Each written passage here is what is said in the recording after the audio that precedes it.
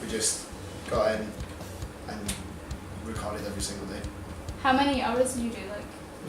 It was meant to be like 10, and I think we went for like 12 hours a day pretty much. You must be exhausted. Yeah, it was really good fun. We probably, in hindsight, maybe should have taken a day off or two at some point on it, but it was good because we kind of just isolated ourselves. So it was we're in the studio for the entire day, went home and slept, walked back to the studio the next day. So it just kind of made your entire focus on recording. Yeah. It was quite good because you didn't get any time to like second guess yourself. A lot of time it's never finished, and we just took 18 days and made the songs the way that we knew they were at that point. There was no like come back to it later and go, oh, what if we change that? Like it was the way they were. So the way it was at the end of the last day was just it. Yeah, that was it. If we had had time to record vocals, maybe we'd have like an instrumental song on it. 'Cause we have it all figured out. Probably partly. Because did you? I heard that you toured the islands and stuff. How was that? It was lovely, like get to go to Orkney and enjoy this and stuff like that. Yeah, so I suppose it probably was partly. That kind of came the other way around, really, because we knew the album was going to be called that, and then we did that as a kind of like pre-hold to the whole album. Okay. That was just before we kind of started releasing all the information about it was going to be there. We've been a lot of travelling.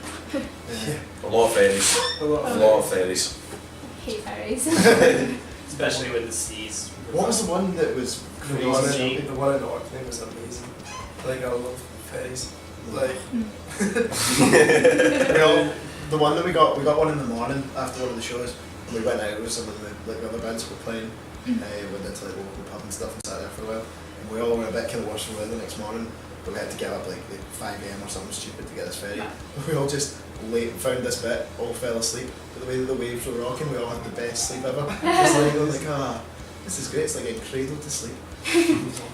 Apart from there was this like arcade machine that kept constantly making noises right next to us. Oh. It's hilarious. That's quite a fancy ferry with an arcade. was, and We everything. had the canteen as well. Getting Wow. sandwiches I and think we went in like the kids play. Yeah. I think it's honestly the kids play. It was So like it was veggies. comfiest. That was awesome, but like It was an actual cradle we were in. I can't remember, we were just talking. People. really like just talking to people and kind of seeing how they're doing and then taking the situations and exploiting them and writing songs about it. I don't know, that album kind of ended up being a bit of a concept album by accident.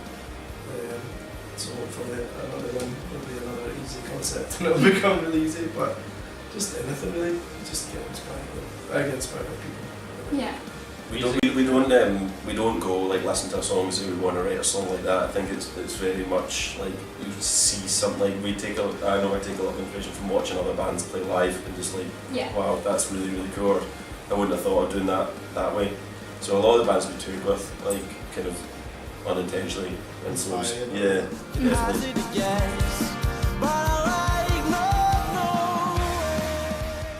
Because like this is for me, Greg and Ross anyway. This has just been the first band we were ever in. Like this was when we were in like second year of school. We went, do you want to start a band?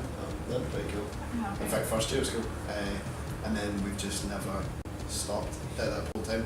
But at the same point, we've kind of had lots of little stages of everything. And we were like a school band, so we'd like get all our pals at school to come to the gigs and do all that stuff. Yeah.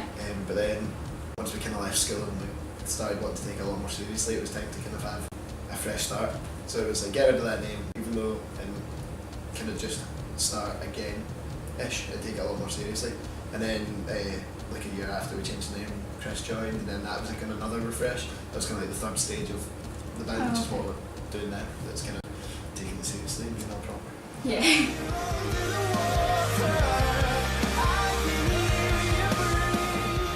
We've been really lucky with like the kind of checklist of bands we played with are all bands that we love in lots of different ways. Even like Panic! Disco, we probably weren't listening to them hundreds at the time when we actually played with them, but when we were younger and stuff, we loved them. They're still really good tunes. But that was quite like, it was just bizarre, pretty surreal to do this, because it was really short notice when they got asked like a week before the gig, and then to be standing there and be like, let's play with Panic! Disco, this is just bizarre. You get to watch them, if you're on tour, you get to watch them every night, so it's awesome. For free, you get to see your favourite band play every night for a week, 2 weeks, 3 weeks. That's so cool. It's great, and you get to hang out with And them. you're so ready for them to be horrible people as well, because you don't want to ruin it. But everyone we've ever like met or toured with, they've always been so lovely and always been so accommodating to having us on the shows and stuff like that. So it's always been absolutely great. We've always like Laura as well. Every tour we've like done with other bands, there's always something that they do really well that we picked up on and kind of brought that to what we do as well. So it's just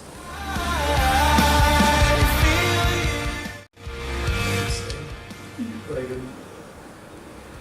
I wasn't really prepared for it to go as well as it did.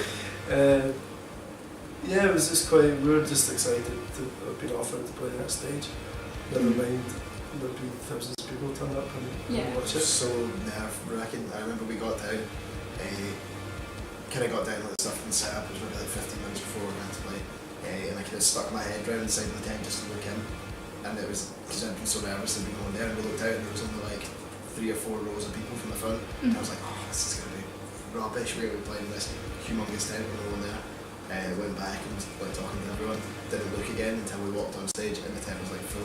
And it was insane. Like that was just that kind of wee adrenaline rush that you get after being a wee bit disheartened and going, oh, is this too big? Is this too big a stage for us to be playing? And then it to be going down as well as it went down. It's awesome. Yeah. it felt like a dream. Yeah, it was really bizarre. Yeah, in that way, it's just kind of, it was so bizarre and alien. You just go, people are singing along and stuff, and then you go, nah, this is bizarre. This shouldn't be happening.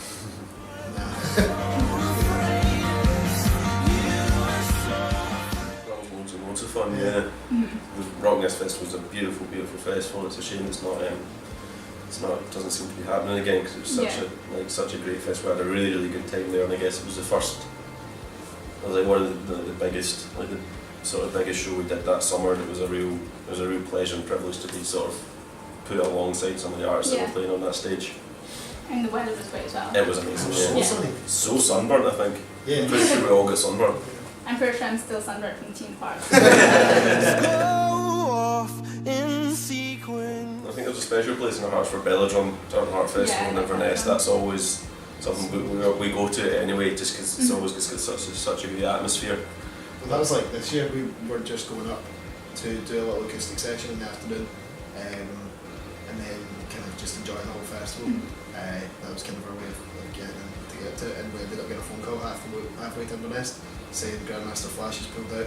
Would you guys like to be on the main stage just before? Was it Tom Jones and Frightened Rabbit? Yeah. Yes. So we had So cool. like 3 or 4 hours notice and had to get someone to go and get all of our gear from Glasgow.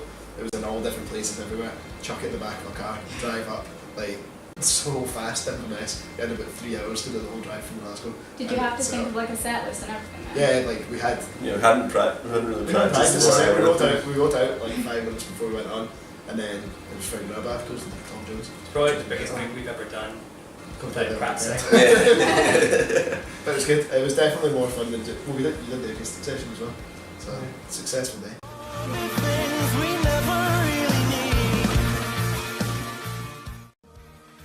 It's incredible, like the sort of community that is within Scottish music, and everyone just wants to help each other out. There's no feeling of competition between anyone else, like that you kind of see in some other scenes and stuff like that. Everyone just really wants everyone else to do really well. So I think in that way we're really lucky to be involved in any kind of capacity with that. So. My favourite band in Scotland is a band called Pronto Mama.